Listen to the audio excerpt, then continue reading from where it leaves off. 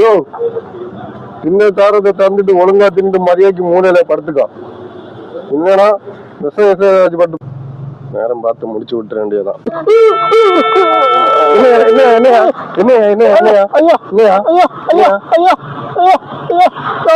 தப்பு பண்ணிட்டா தப்பு பண்ணிட்டா என் தம்பிதான் என் தம்பிதான் சுத்தியா என்ன பிள்ளைங்க நல்லபடியா பாத்தீங்க ஐயா. என் தம்பிதான் என் தம்பி பண்ணிட்டு போய் சொல்றீங்க பாவத்துக்கு பாவத்துக்கு இன்னும் நிறைய அனுபவிக்கலையா நான் போயிடுறேன்.